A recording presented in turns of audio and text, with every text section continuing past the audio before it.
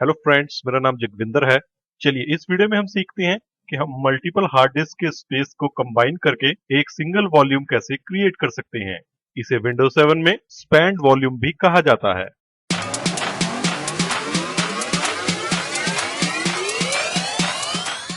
Spend volume create करने के लिए आपको डायनेमिक डिस्क चाहिए, यानी कि उसका डिस्क टाइप डायनेमिक होना चाहिए और इसे एक से ज्यादा हार्ड ड्राइव्स के डिस्क स्पेस को यूज करके क्रिएट किया जाता है। स्पैन्ड वॉल्यूम हम हार्ड डिस्क ड्राइव के ऊपर जो अनएलोकेटेड स्पेस होता है, यानी कि जो किसी भी वॉल्यूम को असाइन नहीं होता है, उससे क्रिएट कर सकते हैं, या फिर आप सिंपल वॉल्यूम को और डिस्क के ऊपर रखे हुए फ्री स्पेस को यूज करते हुए भी एक्सटेंड करके इसे क्रिएट कर सकते हैं, प्रोवाइडेड ये सिंपल वॉल्यूम सिस्टम वॉल्यूम या बूट वॉल्यूम ना हो। स्पैन्ड वॉल्यूम क्रिएट करने के लिए आपको कम से कम 2 डिस्क चाहिए जिनका कि डिस्क टाइप डायनेमिक हो। अगर आप इसे बेसिक डिस्क के ऊपर क्रिएट करने की कोशिश करते हैं तो उससे स्टार्ट हुआ विजार्ड इसके डिस्क टाइप को अपने आप से डायनेमिक में कन्वर्ट कर देता है। आप स्पैन्ड वॉल्यूम को 32 डायनेमिक डिस्क तक एक्सटेंड कर सकते हैं, यानी कि आप 32 डायनेमिक डिस्क के स्पेस को यूज करके एक सिंगल वॉल्यूम क्रिएट कर सकते हैं। यहाँ पे एक बात ध्यान रखने वाली है कि स्पैन्ड वॉल्यूम फॉल्ट टॉलरेंट नहीं होता है, और अगर स्पैन्ड वॉल्यूम में एक भी डिस्क करप्ट हो जाए तो आपका पूरा का पूरा वॉल्यूम और उसके ऊपर रखा हुआ डेटा खराब हो सकता है। तो इसके लिए आपको एक अच्छा बैकअप सॉल्यूशन भी साथ में इंप्लीमेंट करना होगा। तो चलिए अपने विंडोज 7 सिस्टम के ऊपर जाकर स्पैन्ड वॉल्यूम क्रिएट करने के स्टेप सीखते हैं।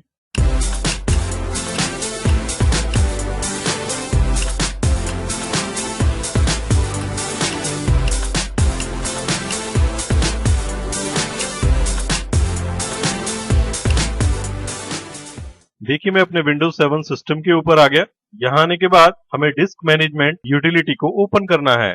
इसके लिए मैं स्टार्ट पे क्लिक करता हूँ और यहाँ पे कंप्यूटर पे राइट क्लिक करता हूँ। इसके बाद यहाँ से मैनेज को क्लिक करता हूँ। ऐसा करने के बाद कंप्यूटर मैनेजमेंट यूटिलिटी ओपन हो जाएगी और इसी में ही यहाँ पे स्टोरेज में एक यूटिलिटी है डिस्क मैनेजमेंट। मैं इस पे क्लिक करता हूँ और इसे क्लिक करने के बाद इस सिस्टम के ऊपर जितनी भी डिस्क होंगी वो आपको यहाँ पे दिखाई देंगी। अभी अभी मैंने एक नई डिस्क ऐड की है ताकि हम इसका प्रैक्टिकल परफॉर्म कर पाएं, इसलिए ये पॉपअप विंडो आया है कि डिस्क 2 को आप इनिशियलाइज कीजिए। हम ओके बटन पे क्लिक करते हैं। हमारे पास यहाँ पे डिस्क 0 जिसके ऊपर मेरी सिस्टम फाइल्स हैं, यानी कि सिस्टम वॉल्यूम है, वो है। उसके अलावा 2 डिस्क और हैं। ये तीनों डिस्क टाइप्स बेसिक हैं। अब यहाँ पे डिस्क 1 में मैं राइट क्लिक करता हूँ और यहाँ पे कॉन्टेक्स्ट मेनू में से आप new simple volume, spend volume, striped volume या मिरर्ड वॉल्यूम क्रिएट कर सकते हैं। नया स्पैन्ड वॉल्यूम क्रिएट करने के लिए मैं यहाँ से न्यू स्पैन्ड वॉल्यूम पे क्लिक करता हूँ, जिससे कि एक विजार्ड स्टार्ट होता है। नेक्स्ट पे क्लिक करते हैं। यहाँ पे देखिए लिखा आ रहा है select the disk you want to use, जिसमें एक डिस्क यानी कि डिस्क 1 ऑलरेडी सिलेक्टेड है और डिस्क 2 जिसका साइज अप्रोक्सीमेटली 80 GB है, ये आपको यहाँ पे अवेलेबल डिस्क में दिखाई दे रही है। इसे ऐड करने के लिए यहाँ से ऐड पे क्लिक कीजिए। यहाँ पे आप एक बात का ध्यान दीजिए कि एक हार्ड डिस्क 60 GB की है और दूसरी हार्ड डिस्क 80 GB की। इन दोनों को मिला के जो नया वॉल्यूम क्रिएट होगा उसका साइज अप्रोक्सीमेटली 140 GB होगा।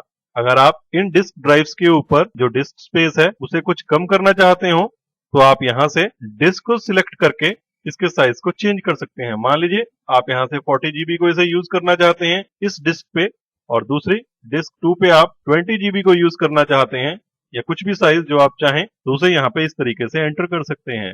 ऐसा करने से अप्रोक्सीमेटली 60 GB का एक नया वॉल्यूम क्रिएट होगा, या जो भी साइज आप क्रिएट करना चाहते हैं उसे यहाँ पे इस तरीके से एडिट कर सकते हैं।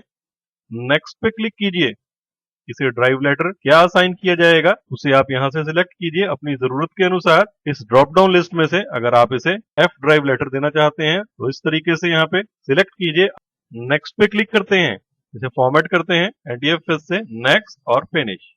देखिए आपसे कहा जा रहा है कि ये डिस्क ड्राइव या ड्राइव्स अब डायनेमिक डिस्क में कन्वर्ट हो जाएंगी और उसी के बाद स्पैन्ड वॉल्यूम यानी कि ऐसा वॉल्यूम जो कि मल्टीपल हार्ड डिस्क के ऊपर रखे हुए पार्टीशन या फ्री स्पेस को यूज करके बनेगा, वो क्रिएट किया जा सकता है।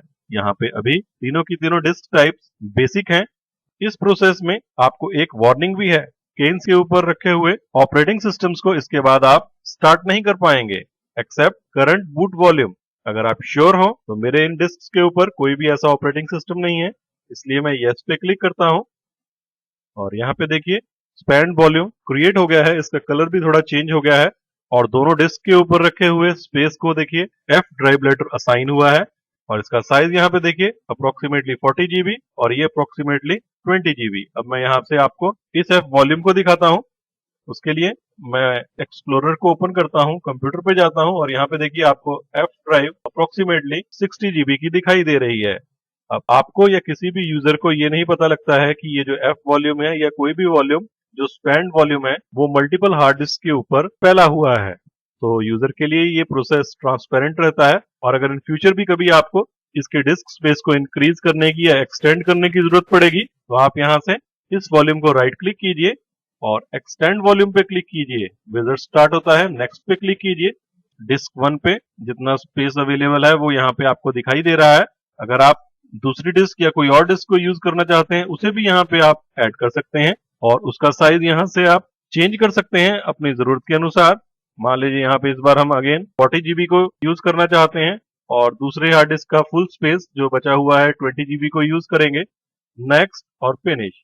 इस बार देखिए आपका एफ वॉल्यूम 4 अलग अलग पार्टीशंस या हिस्सों को जोड़ के बना हुआ है। इनमें से 2 हिस्से डिस्क 1 पे और 2 हिस्से डिस्क 2 पे हैं। Question time. चलिए आप मुझे क्वेश्चन का आंसर दीजिए। आप मुझे बताइए कि विंडोज 7 में स्पैंड वॉल्यूम में maximum number of dynamic disk कितनी यूज हो सकती हैं। आपकी ऑप्शंस हैं ए 3, बी 32 या फिर सी 30। आप इस क्वेश्चन का आंसर नीचे कमेंट्स में जरूर टाइप करें।